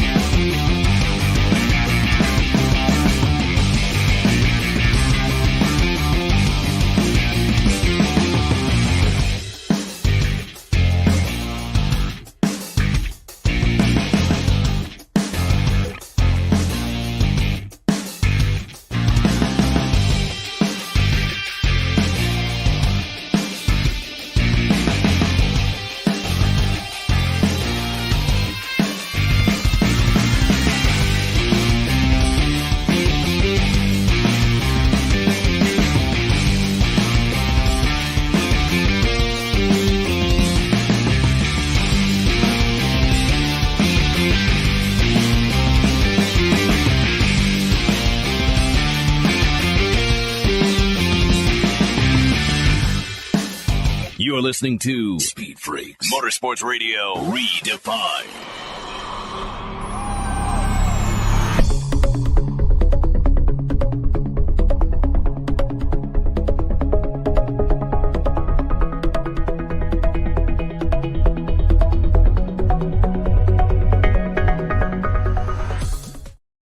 Aaron Plessinger, motocross pilot for the Lucas Oil Outdoor Series. He'll be joining us in about 15 minutes. What's that song you played coming in? That it just reminds me of Seal Survive. It's Crazy. generic. It's yeah, I know, but don't you hear Seal? Yes. You want to come in? Well, you're never gonna survive Yes. unless.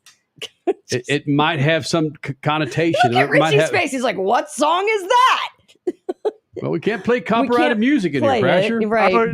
I was more saying, please stop, so we don't get popped by YouTube for playing music we're not supposed to play. Yes. Yeah. Just kidding. Just kidding. Just kidding. That's how it works, Freak Nation. LucasOil.com, great website to find products to keep your ride on the road. What about increasing your gas mileage? Lucas Oil fuel treatment. It works. Check it out at LucasOil.com. That's LucasOil.com. So simple, a 6-year-old could put it in the gas tank for you. Yeah, she was 6 when she did that commercial. Go to LucasOil.com. There you go. I sent this link out earlier, and I'm just going to spring it on you because I forgot to bring this up with you guys. Keanu Reeves set to host a Formula One docuseries on Disney Plus. And Statman, you can elaborate. It's not necessarily a documentary on Formula One in general. It's in regards to what's his first? Ross Braun? Ross Brown. Ross Brown, who in 2009, he bought the Honda team and then renamed it Brown GP. Right. That's where Jenson Button won his championship was with him. And Mercedes ended up buying him, I believe, and that's where the current Mercedes team came from, was buying the Ross Brown team. Yeah, I mean, that's where it's an interesting story where, a guy who's not necessarily a businessman, he's an engineer, buys a team and takes off and has huge success. And said, interesting story. But what got me was that, I don't know if it came about at the same time you sent that story around and I read it, but what got me is that IndyCar is still trying to gauge the public's interest. It's so weird. In a series like Drive to Survive. I don't know why they're taking time with this. I know. It just, unless this is just a way of getting the people to talk about it like we're doing now. Why is it IndyCar doing this? And then suddenly, hey, next week, only on Peacock, are you going to be able to see it? I will say this, and I don't know how this came about. Was it driver frustration with IndyCar not taking the initiative themselves? Or was it just somebody saying, you got to talk to so-and-so because you got some good content here? That the very, very new Bus Brothers podcast basically is what it was with Joseph Newgarden and Scott McLaughlin. That was officially announced this week that Netflix has picked it up. So that is going to become bigger. But honestly, how that happened, they literally just started that show in the middle of the season. Well, it was maybe the second race of the season this year. So they started it on a whim. Somebody either came to them or they, as frustrated drivers, said, we got to go take this to Netflix or somebody. So that's going to be fun once all the deal gets settled out and it actually is on Netflix. That's going to be fun to watch because it's fun, the little bit that they do right now. They can hire the producers as well as IndyCar can. And if they go out and make money, good on them. Exactly. I mean, the whole point of the matter is the public is clamoring for this. They met a need, and so they're going to get the benefit. And again, good on them. If IndyCar is picking its nose and waiting for it to happen and hiding their content behind a paywall, then they deserve whatever happens to them. Again, I shake my head. Remember, before COVID even started, we were praising the captain, buying the series, buying the Indianapolis Motor Speedway. There's some good that's come from it, but the marketing end of things has just been Very disappointing. Yeah, Very disappointing. He's taking the CART model and applying it to IndyCar, and look what it did for CART and Champ Car. Did nothing. Yeah. So, somebody needs to tap him on the shoulder and said, hey, Roger, this is what the world is going now. He's a brilliant man. He's made billions in his brilliance, but this might be something that he's just not in touch with, and somebody needs to help him along. Yes, and not be a yes person to him and tell him that everything's okay, because look at your freaking Indy 500, worst ratings in a while. Richie, let's see if you can look this up. The F1 ratings, or the latest F1 ratings, the numbers that I recall, they outplayed the IndyCar series big time, which is just such a freaking kick in the nuts when you have access to 25 drivers that are in the United States of America, and arguably, as Richie has said before, and I back him up, one of the most entertaining sports series on the planet, but you're not turning the eyeballs onto it like you are with Formula One. Formula freaking One, where you have zero access to these drivers. Yeah, for the most part, yeah. Yeah, in fact, the drivers are protected from their fans because they only have X amount of days that they're in their contract that say they have to deal with the media, and that's generally 1 or 2 days per race. So, they generally aren't available to people during the week, and like some of these other people are or should be. So, yes, I mean, it's this Drive to Survive did such a wonderful job of opening it up to the American audience, and now that I don't keep saying it. Yeah, Richie, what you got? So I don't have the most recent Formula One ratings that I was able to easily find, but I did bring up from a couple weeks ago when you had pretty much every motorsport available going on: NASCAR, F1, SRX Series, Xfinity, and IndyCar. And the ratings look like this. See F1's British Grand Prix, which aired on ESPN2, 1.239 million viewers. That's an increase of near 1 million compared to last year's Austrian GP on the same day. You compare that to IndyCar, which was running at Mid-Ohio at the time, aired on NBC, Big Daddy NBC, at the same time as the NASCAR Cup race was airing, and it only averaged 877,000 viewers on Big Daddy NBC, which was down from the previous year of 1.28 million, which is something's got to crazy. Change. Yep. Not good. Someone's got to have that information in front of them and has set that in front of the powers that Roger Penske's not sitting there Monday through Friday, 9 to 5, making these decisions. People underneath him are making these freaking decisions. They've got to have these numbers to see we're not doing something right, gang. Yeah, especially when they were at the top of their game just a couple of years ago. And they need the world has changed, and the only thing they could think of is let's get some more money, let's hide it behind the paywall. That's just not the way you do business nowadays, I don't think. We've got a relationship with some fairly influential people that could give us their take off the record in regards to IndyCar and how IndyCar could improve their image. I'd be curious to hear what that relationship is about. Which relationship? The one with NBC? Yeah, and how they could... How healthy or unhealthy it is? Yeah. Because this was a big leap this year for NBC, putting so many races on Big Daddy NBC instead of, I know this weekend was Peacock and a lot of people complaining, whatever, it was only $5. Come on, that's a Starbucks. But NBC put themselves out there for IndyCar this year, and it's not producing what it should have been producing. So yeah, I would have to say there's got to be something not necessarily in the positive direction going on with that relationship. Yeah, I thought about that this week, Crash, and NBC had some things that were on there that were pretty important, including the World Championship track and field events that were in the United States for the first time. And that was a major thing on NBC. Is that where Lee Diffie was?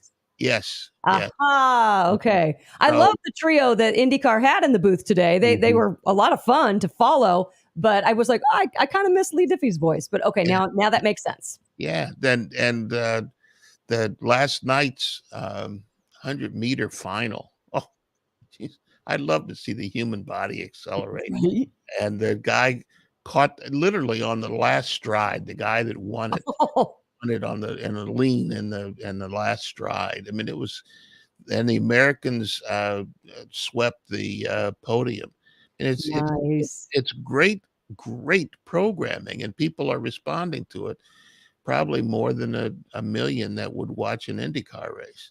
Actually, I would be curious as to those ratings. I definitely would. That would be a major thing. We'll find out tomorrow or Tuesday. But I'm looking at the IndyCar Series again when their Twitter account.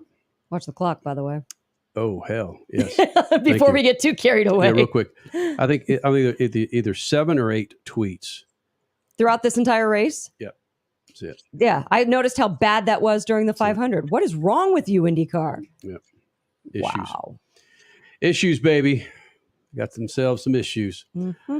All right, Freak Nation. Coming up, Aaron Plessinger joining us here in the Freak Nation, motocross superstar for the Lucas Oil outdoor season. Coming up, Speed Freaks Pits and the Lucas Oil Studios. Speed Freaks, Motorsports Radio, redefined. IndyCar, WWT Raceway, Saturday, August 20th. The Bommarito Automotive Group 500. Icons, legends, and rising stars. Drama at 200 miles per hour. It's not a reality show. It's real life, real fast. The iconic teams, McLaren, Andretti, Voigt, Rahal, Penske, Ganassi. Legendary drivers, Johnson, Kanaan, Castroneves, Newgarden, IndyCar. Only at WWT Raceway. Hey, Freak Nation, whether you're looking for a tire that balances high-performance responsiveness and traction in wet and light snow conditions, excellent handling and traction in off-road situations, or a summer performance tire designed with the driving enthusiast in mind, General Tire has you covered. From the G-Max RS to the Grabber ATX, no matter what you drive, General Tire will get you where you're going. Learn more at GeneralTire.com. General Tire, supporting the Freak Nation for 2 decades.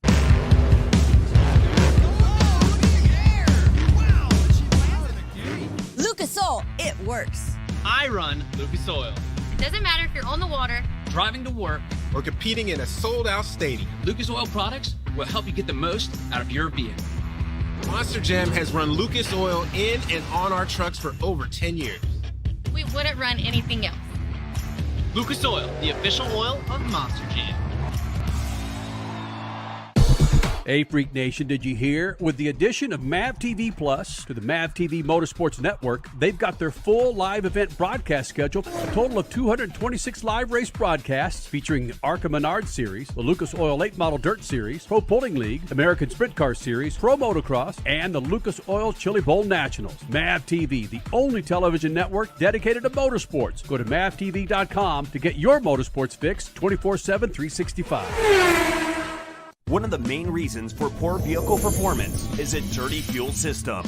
It can cause decreased fuel economy and actually do harm to your engine over time. By adding Lucas fuel treatment to your vehicle, it cleans and lubricates the entire fuel system. Pump, carburetors, fuel injectors, and valves as you drive. It also improves your vehicle's performance. It's a non-solvent product designed to protect both gasoline and diesel engines. Lucas Fuel Treatment. It works. Time is more valuable today. There's less time to keep our vehicles looking their best. That's where Lucas Oil Slick Mist Speed Wax steps up. It's great for paint, chrome, glass, and vinyl. Lucas Oil Slick Mist simply mists on and then wipes off, leaving a new car shine every time. It's quick and easy and works on wet or dry surfaces. For a complete detail, there's also Slick Mist Interior or Slick Mist Tire and Trim Shine. Lucas Oil, it works. You're listening to Speed Freaks, Motorsports Radio, redefined.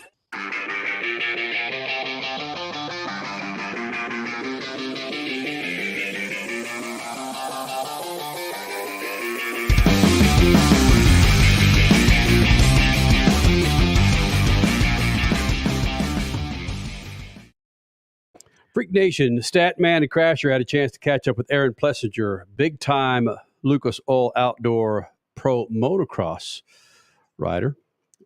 He sings in this interview, but we can't play it, damn it, so I sped it up 100%.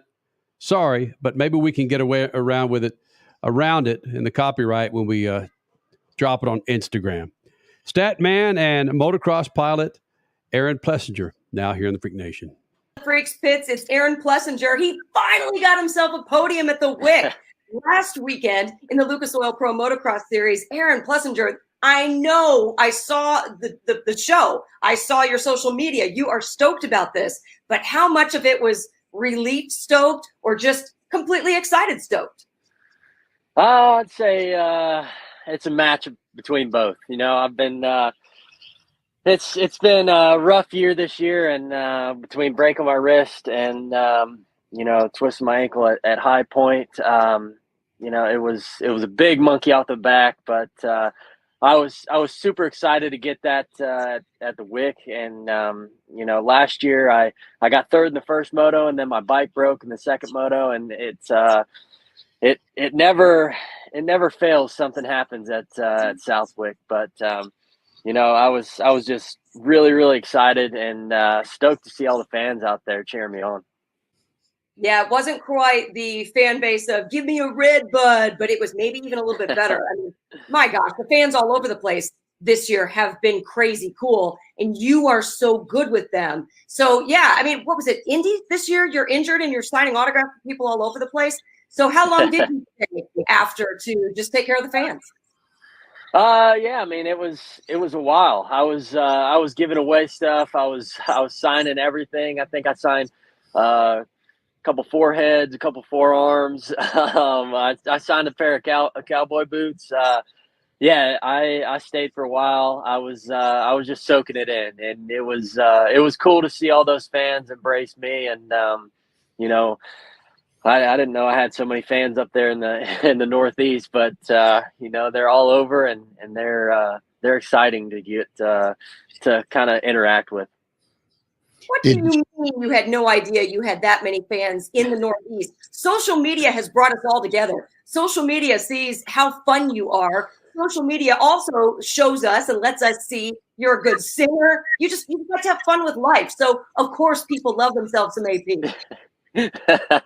Yeah, I guess so. I guess I just I don't see it as much, not racing for this long of a time. I guess they were ready to see the cowboy up there. Did you sign any unmentionables, Aaron Plessinger? Well, I signed a dude's chest, but not a woman's. All right, there you go. I got close. You got close, huh? All right.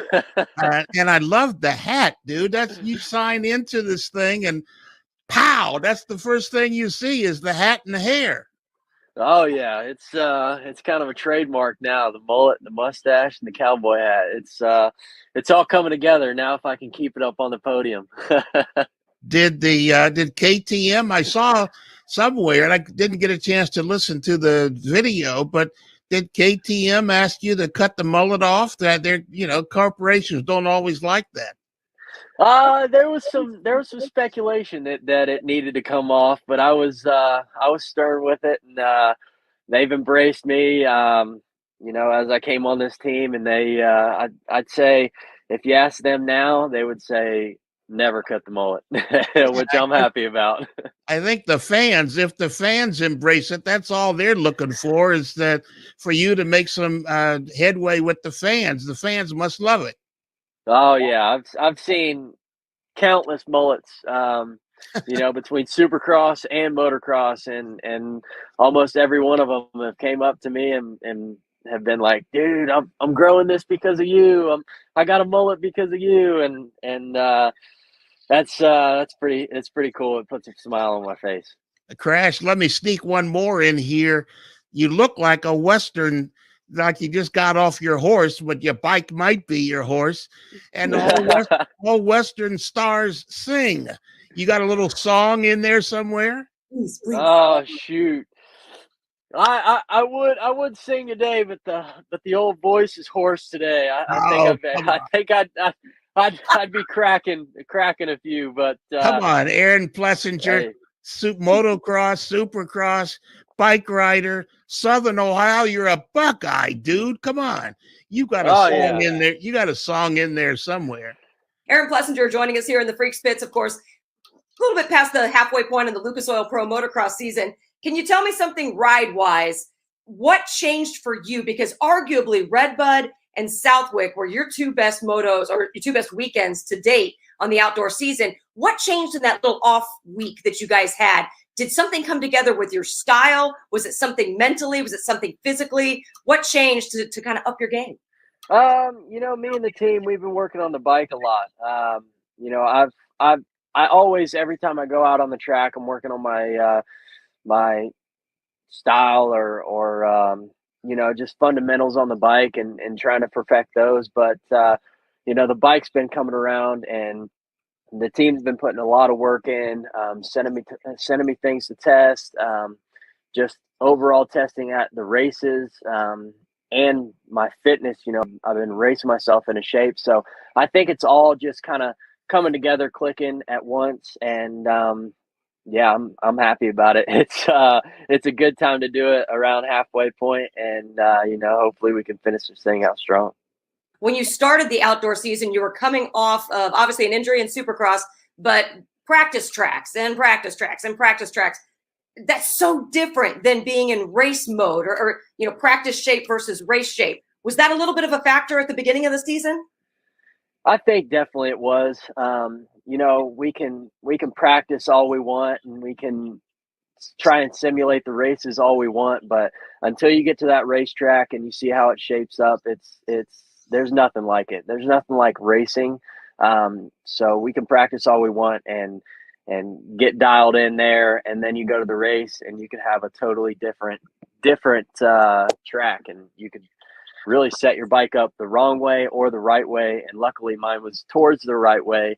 But yeah, there's nothing like racing. I mean, the bumps are 2 feet higher and a lot more intimidating. There's a lot more ruts, especially a lot more riders you're racing against. And yeah, I think it's all a different dynamic between practice and race. So family gets to come with you. That's a really cool thing about the outdoor season is family can be there with you. Your daughters can be there with you every single weekend, right?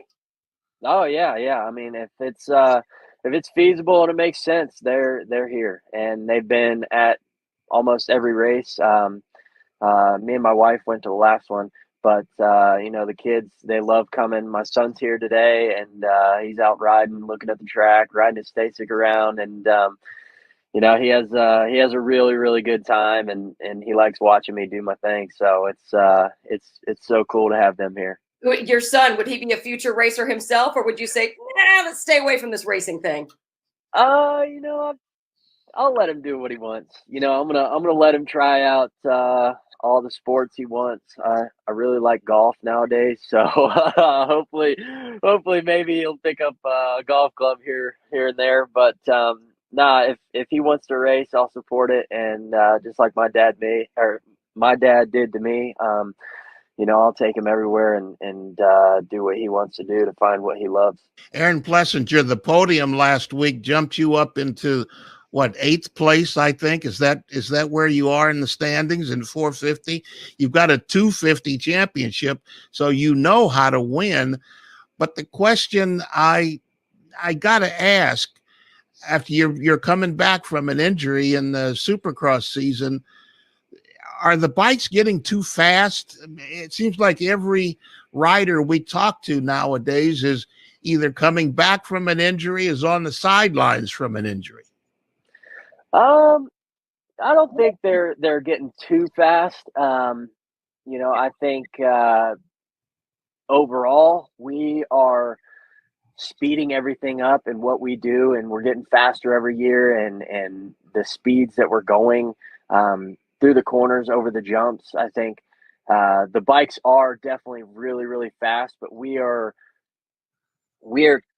kind of mastering the skill of I don't know, going too fast on the bikes, I guess. So I think, you know, every time the speed amplifies, your body has to react to that and get used to that. So I think with all these injuries, man, it's the body's kind of falling behind and not really knowing how to go that fast, because when you're in race mode, you are wide open and it's no looking back. So, you know, I don't think the bikes are too fast. I think we're just amplifying everything that we do, and sometimes it catches you off guard. Does that change the way you train, knowing that you've got to go fast in order to compete? But coming off the bike used to be a standard thing, but coming off the bike now at a greater speed, you're going to get injured, and maybe more seriously. Yeah, I mean, it doesn't really change the way we train. We just train at, you know, higher rates of speed, higher heart rate for longer periods of time. We try to simulate the race as much as we can and as close as we can get it to that. And with the group we have down at the Baker's factory, it's always pretty much a race day down there between me, Malcolm Stewart, RJ Hampshire, Styles Robertson, you know, Jalik Swole. We're pushing the limits every day, and I'd like to think, you know, we are at race pace and race speed, but who knows? You know, you never know until you get to the race. But to answer your question, I don't think it changes the way we train. I think it changes just the speeds at which we train. Wow. Because we're getting faster every time. Wow. Well, that's well thought out, Aaron. Aaron Plessinger, 8th in Lucas Oil Motocross right now, the outdoor season. A podium last weekend jumped him up into the 8th place. Not a lot of guys think it through that way. They're just worried about injuries or whatever. But if you got to step it up, are you one of the acolytes? Are you a disciple of James Stewart? You mentioned Malcolm, his brother. Are you one of the disciples of James Stewart, where speed and all out, and I'm going to get there no matter what? I would like to think so, man. You know, I didn't choose the number 7 for no reason. So hopefully I'm following right in his footsteps. And you know, I've been set back with injuries these last couple years, but hopefully this is a turnaround, and we're gonna ride to greatness. You gotta give us a stanza, dude. Come on, you gotta give us a chorus or something. I mean, you come in there with this hat and the mullet, and you're just like, might as well be a country star right there instead of a motocross star. I know, or a NASCAR star. I don't know if I'm talking to Richard Petty or Dale Earnhardt Sr. I mean, it's awesome. Hey, I appreciate that. Seriously, I love it. I mean, the look is just absolutely perfect. Statman, you need to buy one of his shirts. It literally says stash, mullet, moto, but you do need to add hat to that shirt, by the way. Yeah. Oh yeah, yeah. And then maybe on a new clothing line, so we'll get it all out there. All right. Well, you got to give us a song before we get out of here. Oh man, maybe just one line or something. I can't even think of anything. A chorus. I'm not a country fan until I hear something that I really like. I like Willie Nelson, and who's the guy you mentioned him earlier? The Cody Johnson. Yeah, you got to have. Got to be something in there that you could it doesn't have to be good. You know, you got a little cough here, but you know, you're a country star, dude. In addition to a bike star, you got to give us a chorus or something. All right, let me think. Shoot, I'm drawing a blank here, guys. My daddy served in the army when he lost his right eye, when he flew up. All right. Oh my gosh! Oh my gosh! That's all right, dude. Off the top of your head, bad voice. Now, don't tell me about a bad voice, man. You laid that out there. Way to go. Aaron Plessinger, Lucas Oil Motocross, Red Bull, the sponsor there. That Mic drop right there. Well done. Well done. Yep. I appreciate it, guys. Thank you. Let's get on up to another podium and maybe more singing on the podium in Minnesota this weekend. Let's go. I'm ready for it. Good luck, man. Thank you so much for taking the time to talk and sing with us. We appreciate it. Well, thanks for having me on, guys. It's always a pleasure. Oh, the poor radio audience couldn't see and figure out what was going on. We had to fast forward it because of copyright issues going off on YouTube and Facebook. Richie, can we get that up on Instagram and not get popped for some copyright issues? We'll find out, won't we? Stay tuned tomorrow. At Instagram SpeedFreaks Radio on Instagram. At SpeedFreaks Radio, right. Instagram is so much more forgiving. They're decent with that, but we'll see. Nice job, guys. Great show, Freak Nation. If you missed any of it, go to speedfreaks.tv. We'll have it up there for tomorrow morning. And as I learned, there are more avenues to find Speed Freaks. I keep getting... I heard Speed Freaks here. It's fantastic, man. Sweet. As we do every Sunday night, Statman, you ready for this? Shoot the juice to the moose, and Statman, cut it loose. Oh, hell yes. Speed Freaks, Motorsports Radio, redefined.